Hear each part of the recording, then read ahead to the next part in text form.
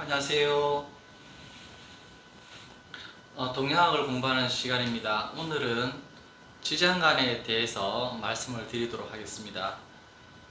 특히 사주 공부에 있어 가지고는 지장간을 모르면 공부가 거의 안 된다고 보시면 됩니다.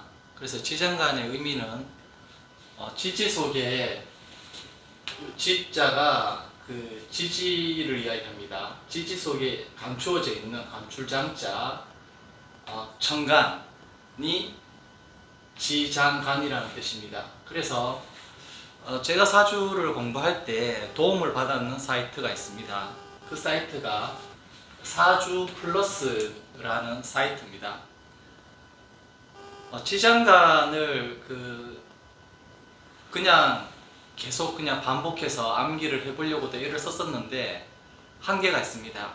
그래서 제가 공부해 보니까 이게 뭔가 연상법이 되지 않고 전체적인 어떤 그런 개념을 가지고 있지 않고서는 영구히 기억을 한다는 게 쉽지 않다는 걸 알았습니다.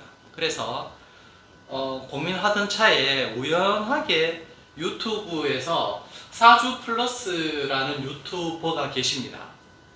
그분이 운영하는 내용 중에 운지법 7번, 지지속 청간기운 지장간 외우기 내용이 있었는데 이 내용을 보고 제가 굉장히 도움을 많이 받았습니다. 그래서 이분에 있는 내용을 직접 가서 공부를 하셔도 되고, 제가 지장간을 암기하는 방법을 이분 거를 참고해서 제 나름대로 또 정리해서 제가 익히고 쓰고 있는 중입니다. 그래서 제가 새로 만드는 것보다는 기존에 훌륭한 방법을 제시하신 분이 있다 그러면 그분의 방법을 따르는 게 저는 현명하다고 생각이 듭니다.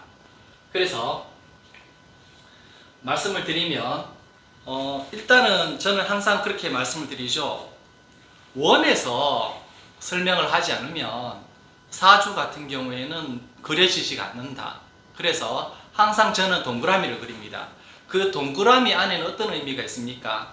12달의 의미가 있습니다. 12달의 의미. 그리고 또 사실 사주 보는 이유가 자기 인생 전체에 돌아가는 어떤 판을 알고 싶어 한 부분도 있고, 그리고 대운, 그리고 세운, 어떤 운이 왔을 때 나의 원래 사주 명조랑 어떤 식의 관계가 이루어지는지 이해하는 것이 관건이지 않습니까? 그렇다 보니까 항상 전체적인 틀에서 이해를 하는 게 우선이라고 생각을 합니다. 그래서 저는 항상 동양학이라든지 아니면 동양학 술수 중에 한 분야인 사주, 또 이제 일례가 되겠습니다만은 이런 부분들을 설명을 할 때 동그라미를 그립니다. 전체적인 틀 안에서 본인이 설명하고자 하는 부분이 어떤 부분인지를 아는 것이 굉장히 중요하다고 생각을 합니다. 그래서 이번에도 예외 없이 제가 동그라미를 그렸습니다. 동그라미를 그려서 지장간을 어떻게 이해하는 것이 더 효율적으로 우리가 기억을 할 수 있는지에 대해서 말씀을 드리고자 합니다. 일단은 북쪽 방향, 아래 방향이죠. 수 방향이죠. 북방은 수 방향이라고 합니다. 그 수와 반대되는 것은 뭡니까? 불방향, 남방이 되겠죠. 그리고 왼쪽은 목방향, 동쪽, 그리고 서쪽은 금방향이 되고 가운데가 토가 위치해 있습니다. 근데 이 토는 12달의 어떤 개념이 있어서는 각 방위의 끝부분에 축, 진, 미, 술로 위치를 해서 사실은 동서남북, 봄, 여름, 가을, 겨울을 모두 주재하는 게 토라고 보시면 되겠습니다. 토가 굉장히 중요하죠. 아무리 수가 잘났고 화가 잘났고 목이 잘났고 금이 잘났다고 한들 이 토를 벗어나서는 이 수화 목금을 설명하는 게 아무런 의미가 없다라는 거죠. 그렇습니다. 그래서 이 12지지, 북방 해자축, 동방 임묘진, 남방 사오미, 서방 신유술, 이렇게 12글자를 인지를 하셨습니다. 그러면 이 12지지 안에 감추어져 있는 지장간을 제가 이렇게 표시를 3글자 또 2글자 이렇게 해 놓았는데 왜 제가 이렇게 표기를 했냐 하면은 기본적으로 사주 서적이라든지 뭐 다른 자료들을 보면 표로 해서 이런 것들을 나타내 놓은 경우가 대부분입니다. 근데 표로 이렇게 나타내 놓으면 이 공부하시는 분이 이게 그 전체적인 어떤 흐름에서 그 부분을 끄집어내서 서로 연결시키기가 쉽지 않다라는 거죠. 그래서 애초에 표보다는 이런 원을 통해서 전체적인 부분을 다 기재를 하고 이해를 하는 게 훨씬 더 쉽다, 접근하기가 쉽다라는 거죠. 그래서 각각의 글자에 대해서 이제 살펴보면 북방이지 않습니까? 북방은 해자축인데 이게 좌오묘유, 각 정방향이 있죠. 각 계절의 정방향이 있는 걸 제가 먼저 설명을 드리고 북쪽부터 해서 이제 순차적으로 설명을 드리겠습니다. 이 좌오묘유는 해당 방이죠. 이 해당 방이 북방이면 수, 남방이면 화, 동방이면 목, 서방이면 금.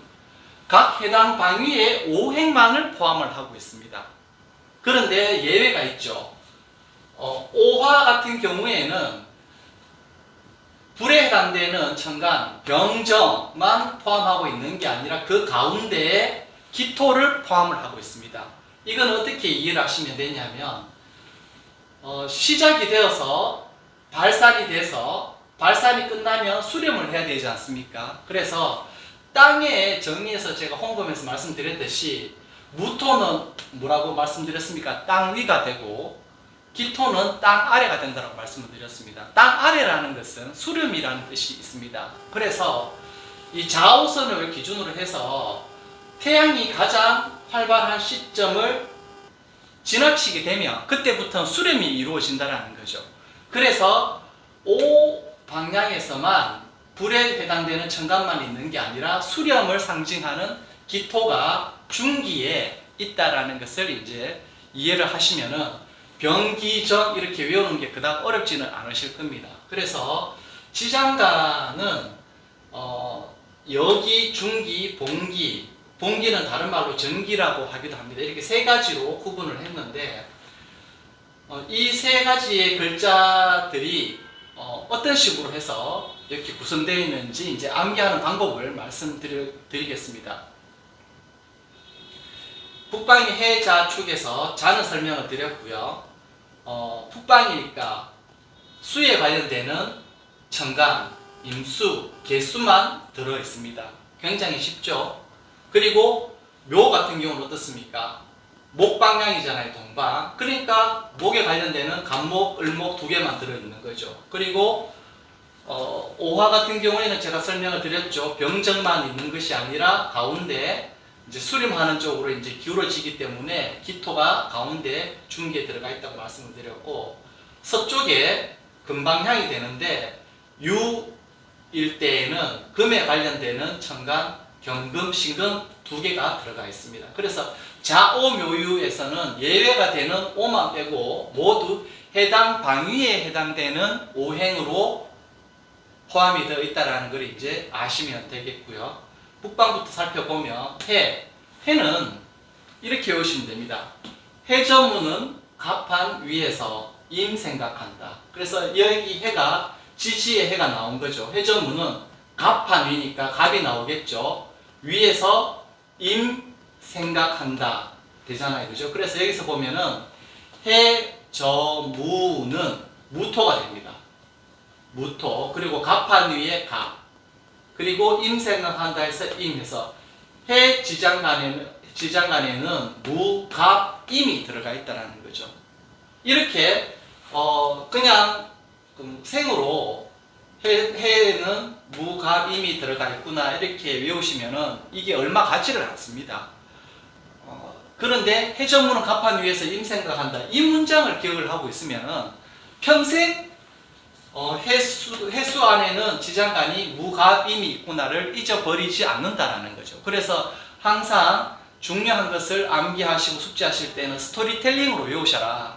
그리고 축은 보면 축 선생은 개신기요 이렇게 외우시면 됩니다. 그래서 축 글자의 축 안에 개신기가 있는데 계십니까를 이제 경상도 사투리로 개신기요 이제 이렇게 이야기를 하는 거죠. 재밌게. 그래서 축선생은 개신기요 이렇게 이제 암기를 하시면은 잊어버리시지 않으실 겁니다. 그리고 동방의 인과 진을 한번 살펴보도록 하겠습니다. 인은 인간은 무병장수한다고 육갑 떤다 라는 문장을 외우시면 바로 외우실 수가 있습니다. 인은 인간에서 인이 되겠고요. 그 다음에 무병, 무토, 병화, 그리고 육갑 떤다 해서 갑에서 무병갑이 되는 겁니다. 무병갑. 쉽죠? 그리고 진 같은 경우에는 진한 맛을 내려면 계란과 무가 필요하다. 그래서 여기서 진토라는 글자 진, 그리고 맛을에서 이게 조사 을목을 떠올리시면 되고, 계란과 무에서 개수와 무토를 떠올리시면 됩니다. 그래서 진은 을, 개, 무가 되는 거죠. 진은 을, 개, 무가 되는 겁니다. 그리고 사화를 살펴보면 사무치게 경희를 좋아하면 병난다. 지지에 해당되는 글자가 사무치게 사, 그리고 무토의 무, 경희의 경, 병화의 병난다. 그래서 무경 병이 되는 겁니다. 사무치게 경희를 좋아하면 병난다. 그리고 미 같은 경우에는 미운 정을 기대하자. 남녀 간에, 부부 간에 싸우시잖아요. 싸우시더라도 어떻게 됩니까? 미운 정이 있다 그러잖아요. 그렇듯이 미운 정을 기대하자. 정을 기가 되는 거죠. 미운 정을 기대하자. 정을 기. 그리고 서쪽에 신나게 무임승차하면 경을 친다. 신나게 신, 무토, 임수, 경금 해서 무임경이 됩니다. 술은 신정에 무척 마신다. 그래서 신, 정, 무 이렇게 외우시면 됩니다.